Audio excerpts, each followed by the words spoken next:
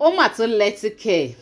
King Wasiu Ayinde K1 the ultimate ti finally gbóṣùbà fún MC Oluomo bẹ́ẹ̀ ló tún jẹ́ kó yé pé àdúrà rẹ̀ mà ti gbà torí ó ní Ọlọ́run lẹ́yìn eléyìí tún lékèéǹkà ó tún lẹ́tíkẹ̀ torí látìgbà tí gbogbo rògbòdìyàn yìí tó ti ń lọ láàrin àwọn ọmọ onímọ́tò Nurtw ní Lagos State ní ọ̀pọ̀lọpọ̀ tí ń wò pé kí gan ni K1 the ultimate olórí ọmọọba kílẹ̀ Ìjẹ̀bú kí lóhun tí wọ́n ń ṣe nípa ọ̀rọ̀ rògbòdìyàn tó wà láàrin MC Oluomo àti Tafasego torí gbogbo wa la mọ̀ pé lára àwọn gbajúmọ̀ olórin fújì tó ṣe pé wọ́n súnmọ́ àwọn ọmọ onímọ́tò yìí dáadáa tí wọ́n súnmọ́ MC tí wọ́n dẹ̀ súnmọ́ Tafasego K1 the ultimate jẹ́ kan lára wọn ọ̀pọ̀ tí wọ́n wò pé kí gan ni ìgbésẹ̀ tí wọ́n ń gbé ṣé wọ́n dúró lẹ́yìn ẹ̀yìn Tafasego ni àbí báwo ṣùgbọ́n gẹ́gẹ́ bá a ṣe rí nínú fídíò yìí K1 the ultimate wọ́n gbóṣùbà káre fún MC Oluomo wọ́n kí i wọ́n yìn ín fún gbogbo ọgbọ́n àti ọpọlọ òye àgbà tó ti ń lò látìgbà tí ọ̀rọ̀ yìí tó ti bẹ̀rẹ̀ bẹ́ẹ̀ náà sì jẹ́ kó yé pé àdúrà ẹ̀ ti gbà lọ́wọ́ tó wà yìí kó má wọlé dára ẹ̀ láàmú wípé àdúrà ẹ̀ ó ti gbà Ọlọ́run sì wà lẹ́yìn ẹ̀ pẹ̀lú kí ni K1 the ultimate mean pẹ̀lú pé àdúrà MC Oluomo ti gbà kí n tí mo sọ kó ba lè yẹ̀yìn èèyàn wa ẹ kọ́kọ́ jájọ wo fídíò yìí náà kẹ́ ẹ gbọ́ nǹkan tí wọ́n sọ nínú ẹ̀. orúkọ ọlọ́láhùn lẹ́yìn ọlọ́run ló bá dúró ó sì ní ìwọ òdìbò níṣẹ́ àdúrà ẹ̀ ti bá ojú ojú ọ̀la àjọra bá sàmùkì ó fẹ́ sàkókò àkùbà mọ́kì ẹ̀kú àwù ojú ayélujára.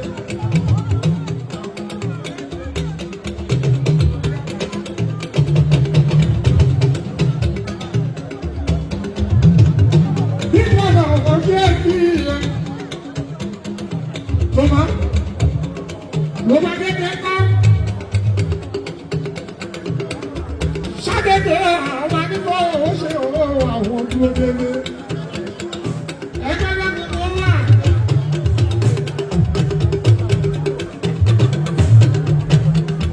Gbogbo tàbí wọ́n rí ìlú mi ṣọ́nà àdúrà ó ti bá ilé ayé wa.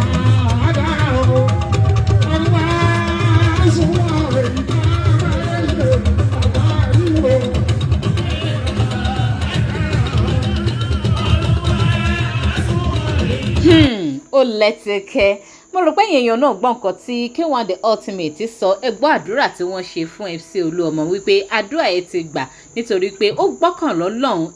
ẹni bá sì ti gbọ́kàn lọ́lọ́run báyìí kò ní í jogún òfo kí ni ìtumọ̀ àdúrà tí wọ́n ṣe fún MC yìí ṣé ká sọ wípé pé àwọn náà ti ń àṣẹ̀zẹ̀ pé ó máa jẹ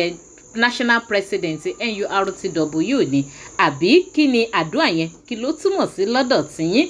ṣùgbọ́n tó bẹ́ẹ̀ jù bẹ́ẹ̀ lọ kò sí ní tó burú nínú wípé K1 the ultimate àwọn náà tún gbóṣùbà káre dánsákè fún MC Oluomo torí gbogbo wa náà la mọ̀ bí MC Oluomo ṣe máa ń respect K1 the ultimate tó kódà ó dẹ̀ hàn nínú fídíò yìí gan pé yí wípé wọ́n respect K1 the ultimate torí tọ̀wọ̀tọ̀wọ̀ báyìí òní wọ́n fi kí King Wasiu Ayinde tí wọ́n sì fi ọlá fún ẹni tí ọlá tọ́ sí gbogbo alamọ̀ pé kò sí òde eré tí MC Oluomo bá ti bá K1 the ultimate ó máa náwó ó máa nára tọ̀wọ̀tọ̀wọ̀ ní so kò sí nǹkan tó burú nínú wípé àwọn náà tún gbóṣùbà káre fún kódà àti ẹ̀rí Kúdẹ̀lẹ́tì gan Kúdẹ̀lẹ́tì èèyàn MC Oluomo